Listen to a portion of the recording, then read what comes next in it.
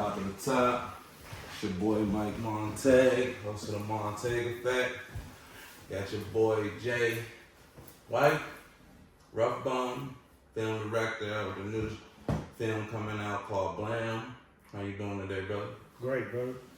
Scrapping with you, alright? Appreciate you. What's up, man? Appreciate you coming through, man. Championship belts and all Yeah, that. you know how we do it at BLAM, man. You really mesmerized by that, man. Like, you were looking at it, that shows that you have a passion for your work, and that's a good thing. It's a blessing. You ain't never seen a black man on a wrestling belt. Nah. You know what I mean? Nah. First time for everything. We need more of that. We need more of that. Yeah. We need more of that for sure. Yeah, definitely. So tell us about yourself, man. Well, I'm a Pittsburgh native. I'm a Belle Suver representative. I'm from Belle Suver. Okay. Born and raised. I lived a lot of other places as well. But 44. You know, I'm an old head, but, you know, I don't look 44, you know what I mean? That black don't crack unless you smoke it. Really, yeah. So, you know, I got 8 kids. 8? You know, yeah. Yeah, 8 kids. Yeah, age 27 down to 4. You know? Yeah, so I got a lot of kids. I'm married, you know, man, I got a beautiful wife. We're in our spa right now. Yeah. You know what I mean? This is our spa. Yeah. You know what I mean? My wife runs the business, you know what I mean? Sting Beauty and Wellness Spa. Okay. Shout out to my wife, and this is where we at right now, you know what I mean? This is a nice luxury spa here in the city of Pittsburgh. What's the name of the spa, brother? Sting Beauty and Wellness Spa. Okay. I just said that, I just said Sting Beauty and Wellness Spa. Okay. So I just do a lot, man. I build brands. I'm a film director. You know, I create content. I'm a videographer. I'm a team player. You know what I mean? I'm a lot of things to a lot of people, you know what I mean? So I just try to be the best person I can, help people out any way I can, and help build this Pittsburgh entertainment scene up, man. Yeah. And also, you know, make money in the process. Yeah, we definitely need a media outlet out here. For sure. You was telling me before we got the rolling, you know, you did other films out here. Yeah. You know. I did a movie I premiered it in 2018, Everyday Hustle. I freestyled it. It was about me being a single dad raising my daughter. And at the time I wasn't a single dad, I was married. My daughter was 6 months. But I was in the crib with my daughter, and she was cutting up that day, and my wife was gone. Yeah. It was just me and my daughter in the crib, and my youngest daughter, Kamora. 6 of my other children live in North Carolina. But I was in the crib with Kamora. This was before my son JJ was born, and I was like, man, it would be crazy if I was a single dad. Like that would be wild. Like, man, it would be right. And I was like, there've never really been nothing about single dads. Like, there's a couple of movies I think, you know, that was made. I think Kevin Hart made one recently. The one movie where he became a single dad. I forget the name of it. And there was a couple. Perry. You got a couple. Yeah, but and I was like, man, what if I made a little short film about me being a single dad? Like, you know what I mean? Something happened, my wife is not around, and I got to raise her, you know what I mean? Mm-hmm. And I just came and started coming up with ideas. Like, man, I'm going to make a little short film about being a single dad. And I just started creating, thinking of some scenes and stuff like that. I just started setting the camera up in the house. Yeah. And I was just filming me and my daughter, me feeding her and stuff like that, and me putting her bottles in the bag and going out. And I called my one boy. I said, yo, I'm going to act like I'm going to go on a job interview, and I'm acting like I got to bring my daughter because I can't get a babysitter. Yeah. So I just started coming up with scenes, and I ended up freestyling a whole feature film, 65 minutes long. There was no script. I didn't have no script for no scene. That's impressive. So I just used my friends, I used people I knew, and I just went off personality. Yeah. You know what I mean? Which I still do to this day when I'm creating films. And I edit everything, you know, a couple scenes I had people help me film. For the most part, I filmed like 90% of it. Mm-hmm. Just me setting up a camera and just, you know, it's not a lot of movement in it, but it, you know, my final scene had some decent amount of movement because I had a couple cameramen. But I premiered it at the August Wilson Center in 2018, October, I think 21st, 2018. I premiered it at the August Wilson Center. I sold 500 tickets. I sold it out. Digital downloads, and I got a lot of support here in the city. You know what I mean? It was definitely a dope event. Red carpet. Everybody came, showed out. Everybody came suited and booted, fly as hell. And it was dope. It was something dope for the city, man. And, the movie wasn't perfect. It was Tubi, the low budget Tubi movie, but I freestyled it. I ain't had no script, no budget. I didn't have no money behind it. But I did it. You know what I mean? That's the thing. People scared to try, bro. Yeah, man, talk about it. They scared to try. So, they ain't no tell you not to try. They fail. Yeah, so, I've never been a type of person to give up, quit, or just sit back and face defeat. You know what I mean? You always gonna get knocked down in life, but you always gotta bounce back. Gotcha. And I done bounced back a lot of times, better and better and better.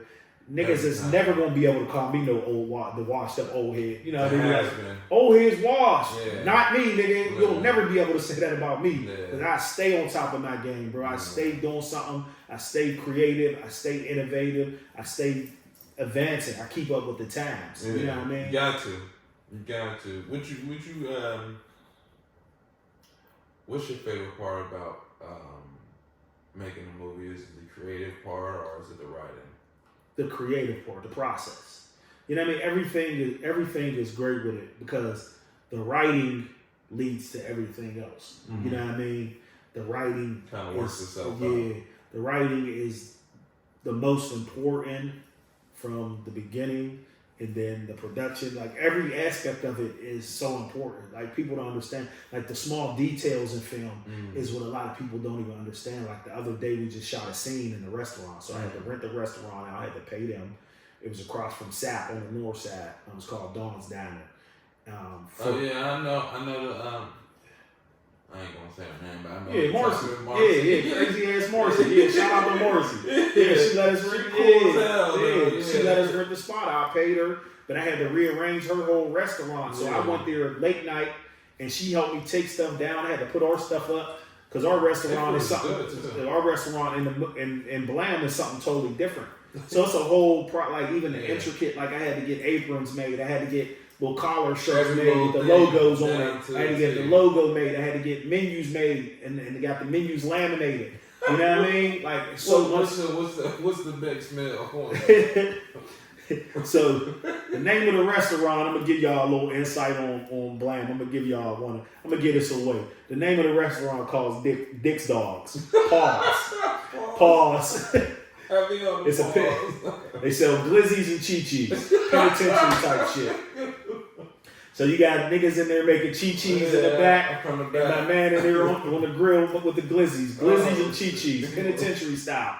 So it's a hood ass restaurant in BLAM. You know what I mean? So yeah, that's basically but the process of film, man, just the journey of it is just dope, man. You know what I mean? There's always obstacles, something always happens. Like I'd be telling people to come on set, like, people like, yeah, I'm gonna come through, and they don't come, and it's like, I gotta rearrange. But most of my main actors always come, you know what I mean? Mm-hmm. But sometimes I be need extras to come, and then they don't show up, so I might have to use one of my man who's doing the behind the scenes work to be in the scene. Like, bro, you gotta sit there, right. So it's just a process, man. But I love every bit of it. Yo. I know a few people up in there, man. Shout out to them. And it's big for the city, they need that light to be shined on them. Yeah. Some people just ain't being shown who they are, and this is a good way to showcase who they are from a different aspect of whatever they're into, rather it's rappers, entrepreneurs of whatever kind of sort they're in this movie. You can discriminate coming into it. And I seen the clip. You coming. Yeah, for sure. Yeah, you coming. For sure. Somebody say no Diddy. Yeah, somebody's gonna give us some M's for this BLAM. I don't gotta doubt my mind about it. Like I already know. Like it's just a matter of time who's gonna come with the best deal or the best budget to help us make it into a series. So I don't really like. I'm not even. I don't get discouraged. I don't get mad. Like I don't get frustrated. You get frustrated on set because it's always something. Just dealing with a whole bunch of people was just always something. But at the end of the day, we go through, we work hard. Shout out to our team, like my man Star named Moore, Doran Williams. He's the DP. He does majority of the main camera work. My business partner Lay Lansky, aka Lay Warbucks, Tall Stillwell. He's the co-creator, co-director of BLAM. So me and him, every Wednesday, we've been meeting up probably for like the last 5 years working on movies. Okay. We've been working on BLAM for over 3 years now. You know what I mean? Yeah. Like me and him. But we got my man Chauncey. He does all the audio. He's our sound engineer. You know what I mean? He mixes the audio. He comes with the boom pole. He works hard. You know what I mean? My main 2 actors, Tito and Walt. You know what I mean? They're the main 2 actors. And then we got a lot of other actors who support and cast who are just as important. Yeah. You know what I mean? Who come through and do their thing. But it's a team effort. You know? With film, it's no selfish. It's no one man. Oh, I'm that man. Like nobody bigger than the program. Really, you know what I mean? Me, I'm not. Lay's not. Dorn's not. None of us is bigger than this together. Yeah, it's a collective. If one person falls off, it affects everybody. You know what I mean? Movies is not like a rapper. I just get on stage and I'm that nigga and I got an entourage of homies. Yeah. It's not like that with film, bro. It's kind of hard with rappers these days. Well, I'm just saying it's like you could be a what? Not I'm saying you need a team with rapping too. But what I'm saying is just you going out there with film. Everybody's part is the extras is so important. Yeah. You know what I mean? It's so many many moving pieces, yo. Yeah. From the writing to the filming to the editing. Like I do all the editing on BLAM. You know what I mean? Motherfuckers, when it comes to this shit, especially at the beginning. Yeah, editing's the hardest. Yeah, people ain't ready for this film more. They don't understand that shit, like, bro, like. I be wishing I could do it like as quick as y'all see it up on there, but I'm glad a director saying that. Yeah. You know what I'm saying? And the continuity aspect of it is very important in film. Like there's been scenes where I'm like, damn. Like one time, like even the scene we just shot, he got the spatulas in his hand, right? He's flipping them. He got the tongs and the spatulas, and then we cut, and then we went to shot at a different angle. But he didn't have the one spatula in his other hand. So when he drops the hot dog, it's like the continuity of it. So I gotta cut. We shot it a few different times. So I gotta take a take from another take to make the continuity line up. Because it's like, hold up, he just had the spatula in his hand. It's like when you see it too, the continuity in film is so important. You'll see it immediately. Because it's like happened on the Game of Thrones. Yeah, right. And you see it, you like, hold up. Dude just had on the red shirt, now he got on the blue one. Like, hold up, how you got a haircut now and it's the same day? You know what I mean? So the continuity is so important in film. You know what I mean? That's another aspect that I've been like trying to stay on top of, but it's hard because I be filming. I be like the second cameraman. We can definitely become the second city for the Tubi movie, so don't sleep on the Tubi. No, Tubi's dope. Catch a Tubi check. Listen, people. Detroit got it. People track. Yeah, Detroit is the new Black Hollywood for film, bro. Got it. Right now, they're killing them. Shout out to the D. They're killing them right now with the black films, yo. And I salute them and I love it because their city sees what's going on. No, they see the bigger picture. You know what I mean? And it's not saying that people here in Pittsburgh don't. People from Pittsburgh is not making millions off entertainment yet. So once the city makes money off of it like that, then a lot more black people will be like, oh, I want to be an actor. I want to be, you know what I mean? We got a decent amount of people here that are doing things, but until people see the revenue aspect of it, more people will want to be involved. It's got to be, how I look at it, it's got to be obtainable. They got to see somebody they know to get it. Like, oh, if bro can do it, I can fucking do this shit. You know, and they really got a feeling in their soul. Like, I tell niggas, especially niggas that's rapping, I be like, yo, bro, if you want to do it. You don't play with it. You know what I'm saying? Like, go ahead and pursue your dream. Whatever you trying to do, don't be one of these dudes to feel like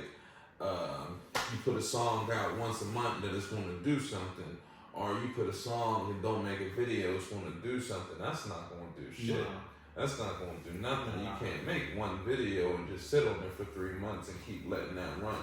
You know, so consistency is the key, man. Being consistent and putting out good products. You know what I mean? Like people think like, oh, I can make. You got a million songs, but if ain't nobody listening to them, and ain't and if ain't nobody, you ain't marketing right. You know what I mean? It's just like if the people ain't feeling you. They don't know what you like. people got to get in tune with you as a person a lot of time. You know? Like that's what a lot of people fail to realize. Like just even me, if I'm, you know, I'm behind the scenes, and it's totally different than rap. I can be a famous film director, and I probably could still be able to walk in Walmart. You know what I mean? A lot of them can. Right. Right, but rapping is different. You're in front of the camera. Yeah. So I went from in front of the camera to behind the camera. You know what I mean? I don't care about being famous, bro. Yeah. I just want checks. I want my people to be great here in the city. I want to be able to put people in position to win so they can feed their family. They got to want one though. Yeah, they got to want to win. Oh, for sure. I don't hold nobody's hand. A lot of niggas. Nah, the people I rock with, they want to win. Yeah. Or they wouldn't be around me. Yeah. You know what I mean? Yeah, I don't keep nobody around me who don't got no like the people just ain't about mine. I don't hang around them. I'm like, hey, what's up? You know what I mean? If I'm in the bar or something, but I don't hang with niggas that's on that type time, bro. I'm 44, bro. I don't got time to waste. Like, I probably got 50 summers left at the most. You know what I mean? I might live till I'm 90. Hopefully. You know what I mean? That's 50 summers. I'm 44. They're saying they're still 150 now, so, hey. So, you know, life's too short, yo. You gotta go for yours. Like, you gotta do something, yo, to like make an impact. You know what I mean? You gotta do something to like be remembered by, yo. Yeah. If you want to be, you know what I mean? Not everybody wants to be. Some people want to just chill, relax. People can live their life however they want. But I want my great grandkids to be able to be like, yo, my great granddad was that nigga. He was that dude. He was a good person. He was great. Yeah. You know, he was a great man. He was whatever. He was, you know what I mean? They'd be able to see content, movies I did. Like, oh, he did this movie. Like, I want them to be able to see my legacy. My legacy is real important to me. You know, I was about to answer that. I was currency or legacy, but you answered that. Legacy, man. Legacy. Because when you die, all the money you made and all that stuff just goes to whoever. You know what I mean? It does. You know what I mean? But your legacy goes forever. It does. You know what I mean? It does. It definitely does. Your legacy goes forever. You said this is about wrestling. What wrestling inspired you to make this movie? So that whole idea of BLAM came about. I was sitting in my office and I was watching some old wrestling clips, interviews. I always watch the interviews. The old school interviews was the funniest shit in wrestling. So it was a Macho Man and Hulk Hogan clip when they was becoming the Mega Powers. Okay. And this was their first interview with Mean Gene Oakland. And Hulk Hogan was like, I feel like, well, if we shake hands, the whole world's gonna blow up. But for real, fuck Hulk Hogan because he's just racist. But that was the clip I was watching. He was like, I feel like if we shake hands, the whole world's gonna blow up. And Macho Man was, ooh, yeah, you know what I mean? Hulk Hogan, you know what I mean? He's getting into his Macho Man, like, but you like, and I'm busting out laughing, bro. And I'm like, it took me back to my childhood in the 80s, bro. Yeah, like, of old school wrestling. Yeah. I'm like, bro, I felt like a kid again. Like, I'm like, damn, bro. I remember I'll be in the bar, and it'll be niggas coming in doing Macho Man voice, like in the bar in the hood back in the day. Like, just funny shit. They would like, and I just thought, like, damn, when I was young, wrestlers was bigger than everybody. They was bigger than... Michael Jordan became the first megastar. It really, though. Michael Jordan was the first megastar in sports. There was other people that was big. Megastar. I was going to say Michael Jackson. Yes. No, I'm talking about sports. Sports. You think he was bigger than Mike Tyson? Jordan. At the time. Mike Tyson's Punch Out, yeah, but boxing was like... They was both at the height. Yeah, okay. I'll say Mike Tyson was a megastar. But it was boxing, and it was like, all right, you know what I mean? Mm-hmm. Everybody didn't really rock with boxing as kids. No, you know what I mean? Not as much. Wrestling was the entertaining. They wrestled and they was entertaining. They was everything, yo. Was everything. They could fight. They had muscles. Like, you know what I mean? Boxing was just like, oh, he's a boxer. Like, you know what I mean? Wrestling was like, they was characters, bro.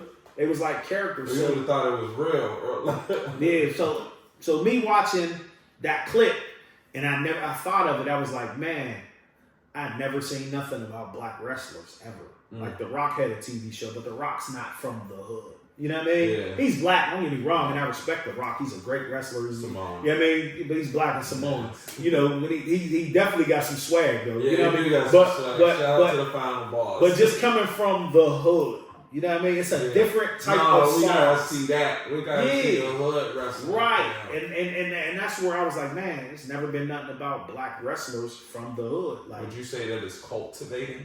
Yes. Yeah. A lot of y'all probably BLAM. don't understand what that is. BLAM is gonna be, and it's gonna be a cult classic. Okay. Yeah, I'm calling it out. Okay. I'm calling it out. It's gonna be a cult classic.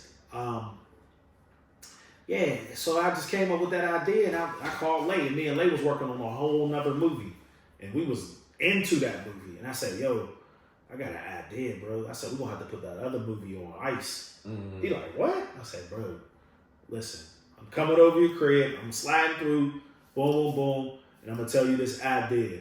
I got over his crib. He's like, yo, what's up? I'm like, man, listen, we're gonna do a wrestling comedy, bro, from the hood.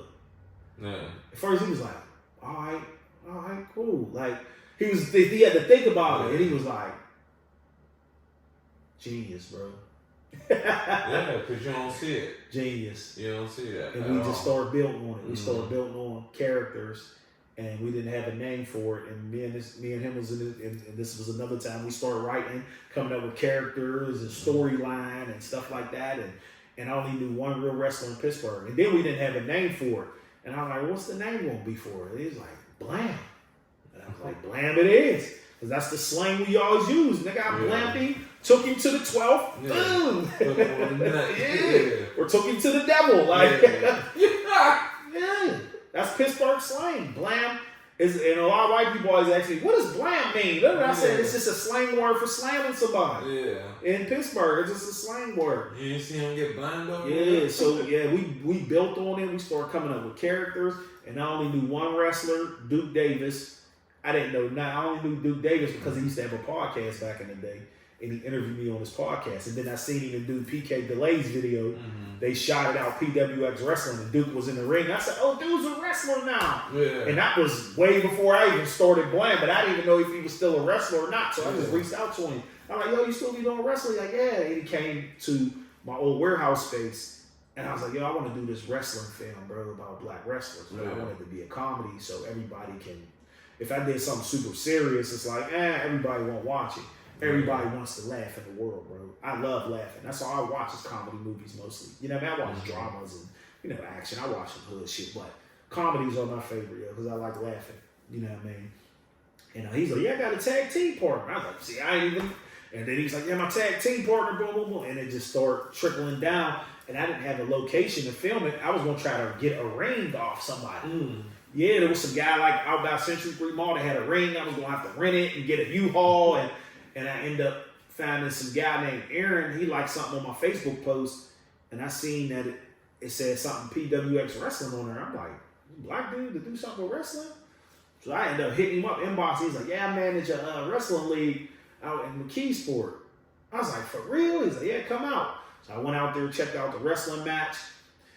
I was like, man, I'm trying to rent a space, to use to shoot my BLAM film, And he was like, yeah, come out, check us out, boom, boom, boom. He told the owner, Mr. Jim, and I ended up, linking with them, and they let us use their space, bro, for free. So shout out to PWX Wrestling. Yeah. For free. When you really on some shit, you'd be surprised how a lot of people step out for you and make it work.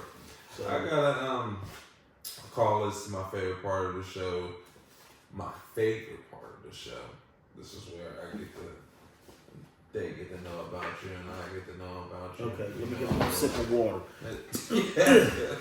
Come man down for some points. Alright. So you wanna got a time check real quick, bro? 9:32. Okay.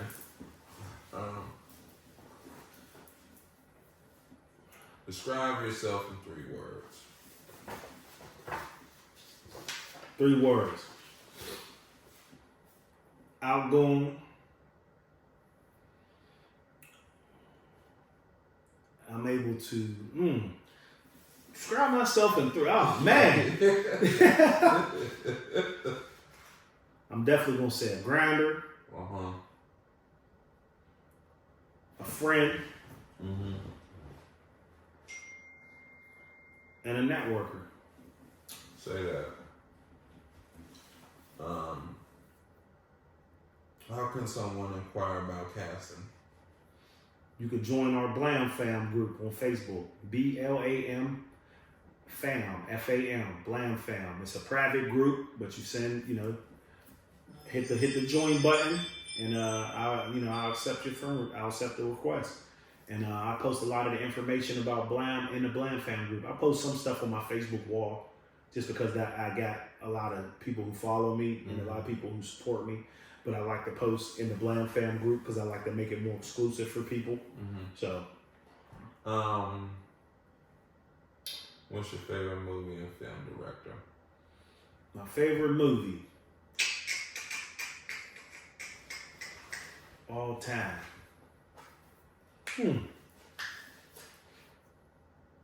What movie have I watched the most? I ain't gonna hold you. I think I've watched Boomerang and Harlem Nights more than any movie ever. Bet you ain't know this. You know Life is Part 2 to Harlem Nights? Yeah. You didn't know that. I heard that before. I heard it before, but I heard a lot of people don't know that because you think about it in Harlem Nights, he never said his name. His name was Kid, the whole movie. So Life, where quick. Think about where it was at the whole time, where the beginning of the movie started at. Think of the time setting. Think of the time setting. Think about the time setting and think about what happened. He was in debt. In Harlem Nights, he was in debt too. So we couldn't go back. You know what I'm saying? So I heard that before. I heard that, but I never looked into it. But I did hear that before. Yeah, just a little insight. You got Martin caught up. Yeah, he definitely did. What motivated you to pursue filmmaking? I got tired of doing rap videos.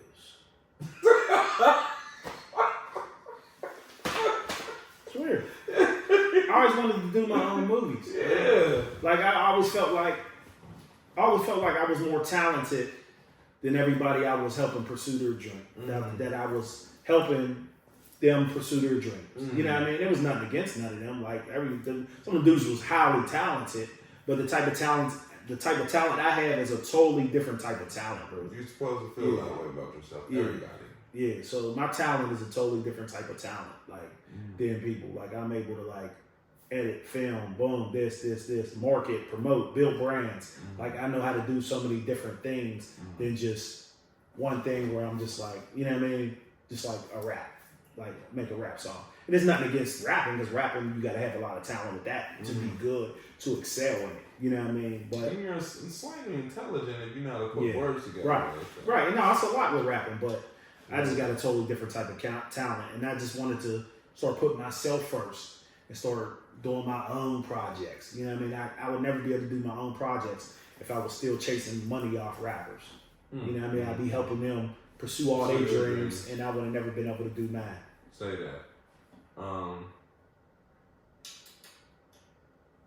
What's something that makes you laugh? Something to make me laugh? Old school black movies, comedy movies. I'm a fan of Martin. Yeah, Martin. I can watch Martin all day. I can watch Martin. That's how I feel about the Montague effect. I'm bringing that nostalgic and living color feel back when you used to run to the TV at 8 o'clock on Sundays. Dave Chappelle's show was one of my favorite sketch comedies in living color. Martin. Jamie Foxx show was funny. Yeah, Wayne's Brothers, all of them. Shout out to all y'all, man. Yeah, the old school black stuff is my go-tos. Yeah. You know what I mean? The Fridays, I watched a lot of the old school black movies, man. Sure you get a lot of inspiration from? Yeah. Okay. Because they was way funnier. They was, and raw. Oh, and I'm another person who, the film director. Oh, I never gave my film director, did I? Man, I'm going with Spike Lee, man. Yeah, he definitely stuff. Yeah, and then I'm gonna go with. He don't have a whole bunch of movies, but the stuff he got is nostalgic to me. Robert Townsend. Oh man, 5 Heartbeats. Stop playing. Hollywood Shuffle. Hollywood Shuffle is one of my favorite movies because it was so ahead of its time with black film and just showing how black people trying to get into Hollywood, it shows how a they lot. get treated, how they just gotta be pimps. He was and ahead of his time. Yeah, it's just the movie's just everything about it. It was just like it's funny as hell. He was ahead of his time. Yeah, they gotta put some respect on Robert Townsend's name. Seriously. There's a lot of new dudes that's I'm gonna get you sucker hat all of them. Yeah. If you think about it, all except Spike. Yeah. But it had a lot of characters, black actors in there and all that. Chris Antoine Fuqua's a dope new director. Oh, yeah, he's from here, right? Yeah, he's from Pittsburgh. Okay. Antoine Fuqua, Will Packard. Like there's some Ryan Coogler. Like there's a lot of dope black filmmakers. You know what I mean? Right now. You know what I mean? Yeah. Like Antoine. Yeah. Alright. And we got some old school black film directors from here that people might not know. We got Ben Ramsey. He did Love and a Bullet. He did what else did he do? He did something else that's pretty known. He did Love and a Bullet and Blood and Bone. Blood and Bone. Xavier Q. Cantz, he's another director. He passed away. He's from Pittsburgh, but he lived out LA. He did some movies. He worked on some movies with Ben Ramsey. And we got Rusty Cundiff, who did Sprung, Fear of a Black Hat. You know, Sprung was funny as hell. Yeah, that was shot here in Pittsburgh. Was it? Yeah, Sprung. He's from here. The light skinned dude that's in there, he's from here. Oh, he was Lord. in Spike Lee. He was in. I think he was in School Days. He's in a lot of stuff. He did Tales from the Hood. Yeah, Rusty Cundiff is from here too. So shout out to them black film directors from Pittsburgh. Couple of people from Pittsburgh, man. What's his name? Dude in The Wire, the mayor on The Wire from here. I had to think about his name. It's going to come to me. I'll text you. My man Carl Clemens was in The Wire too. He's from Pittsburgh too. Carl, he was in season 4, and my man from my neighborhood, he was in The Wire too. Man, his name's on the top of my head right now. Glenn Truman is from one. That's what I'm talking about. Glenn Truman. He was in A Different World too. Nathan James. James was in The Wire. He played one of the cops. He's from Bell Sugar. Yeah. Okay. I forget what season. He probably was in like one of the last what was it, 6 seasons or 5? He might have been in season 4 or 5. He didn't have a lot of speaking roles, but he was one of the cops. He was one of the task force dudes. Okay. Yeah. And then Carl Clemens was in there. He's from Wilkesburg. Another dude from Pittsburgh was in The Wire. 2 black dudes I knew that was in The Wire. Any tips for aspiring directors? Any tips for aspiring directors? Listen, get you a camera, get your friends, learn how to edit, watch as many tutorials you can, and go out there and create. Get you a little bit of audio equipment and go out there and create. Like, there ain't no rules to it. Mine's got range. Yeah, there ain't no rules to it. You just got to go out and create. You got to try stuff. Like, everything's not going to be perfect starting out. You just got to go do it. You got to try. You got to just really this is what you're going to do. You got to do it. You got to keep investing in your craft. You got to put some money behind it. When you get jobs, buy a little bit of new equipment. Keep advancing your craft. You know what I mean? You just got to get better at it, and you'll get better. Word. So you thought I was done? No, I'm here. I'm here for it. Nah, we about to get real in tune because we are in your spa, so it's for the ladies that's watching and all that good shit. What spa service do you enjoy the most? Massage. Ain't nothing like it, right? Yeah, massage. Okay. Massage. Are there any upcoming deals or promotions? At the spa? Mm-hmm. Well, when we usually do stuff, we probably gonna have something dropping for Mother's Day. Mother's Day, and then we'll have a promotion for Father's Day. Probably like a men's beard facial for Father's Day. You know what I mean? Stuff like that. Massage. But Mother's Day, we'll have some promotions going for Mother's Day. My wife handles a lot of that stuff. You know. What inspired y'all to open up a spa?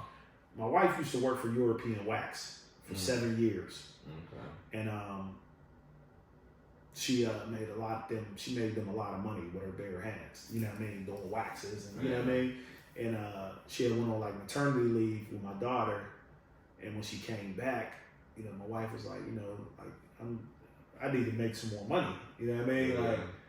And she's like, I made y'all over $700,000 with my hands in the last 7 years. Like, I need some more money. And dude didn't even want to give her a quarter raise.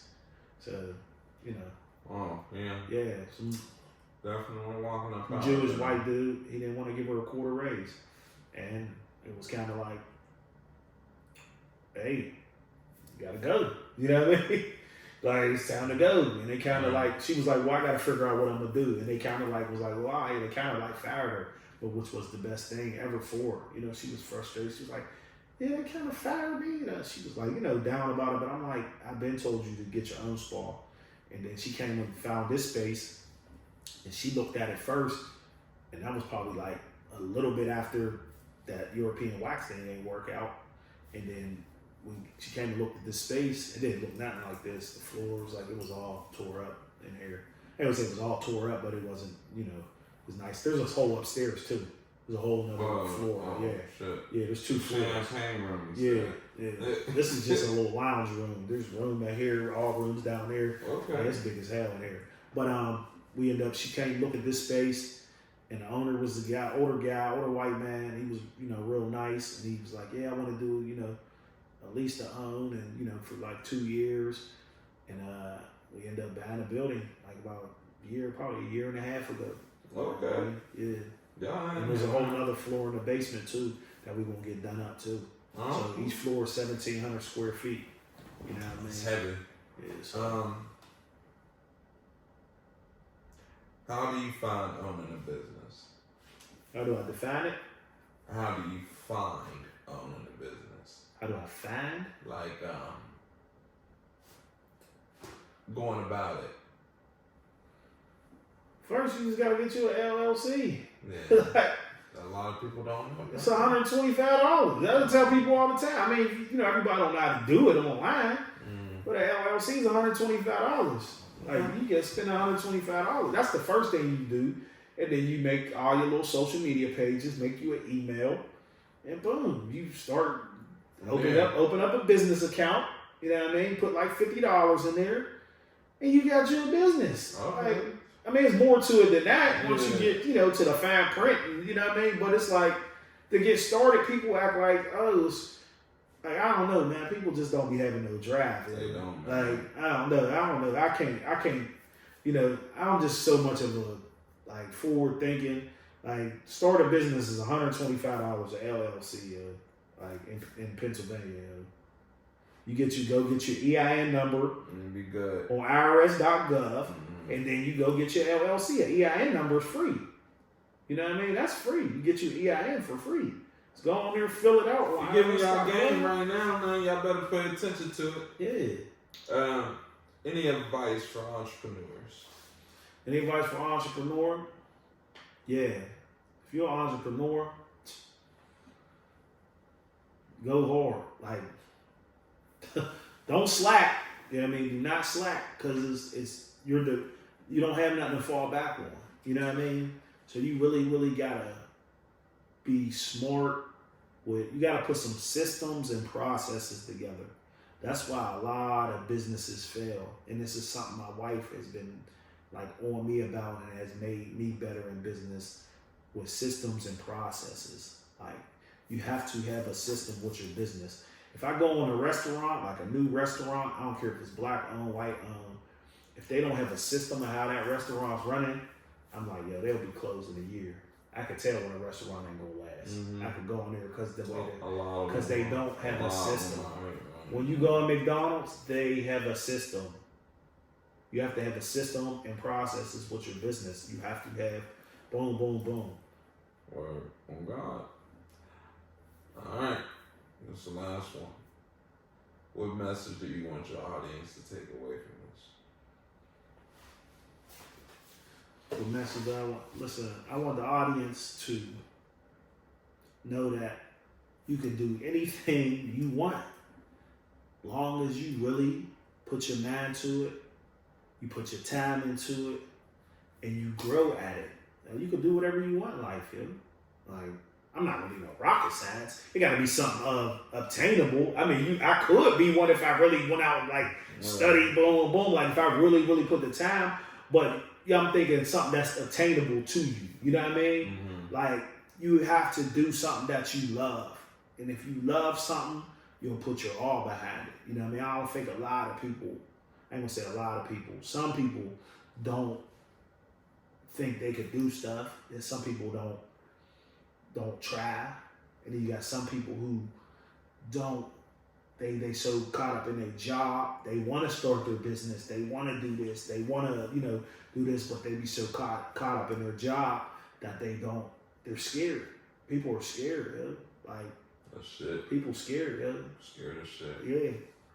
People, it's being an entrepreneur, I'm always uncomfortable, yo. Gotta be. I'm always uncomfortable. But because it keeps you focused. Yeah. I'm always uncomfortable. I'm always like, I gotta do this, I gotta do that. By me having 8 kids, bro, I'm always like, money come in, it's like going right out. You know what I mean? You got a real team. Yeah, so it's a lot, being an entrepreneur, but you can do it. You know what I mean? You gotta like really just have stuff in place and learn and grow and go network with people and just get around business-minded people. Find you a mentor, find you some people who know business. Like, you might have to pay somebody a little bit of money. Go do that. Pay them a little bit of money. Like, people here be so in a box in Pittsburgh sometimes. Like, oh, I don't want to go over there. They acting bougie or they acting... Nigga, I go anywhere in Pittsburgh and be myself. Wherever I'm at in Pittsburgh, I'm myself. Mm-hmm. Because I don't have to... I'm not up under nobody's jurisdiction. Mm-hmm. Can't nobody fire me. Can't nobody say this. Like, if I don't post wild stuff on Facebook.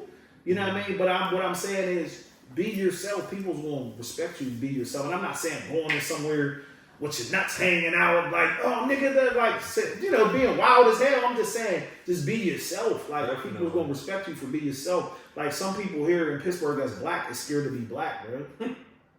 Like, they gotta get around and they gotta talk like they holding their nose. They be around white people when they be uncomfortable. So they gotta act white and code switch and all that. Bro, just be yourself.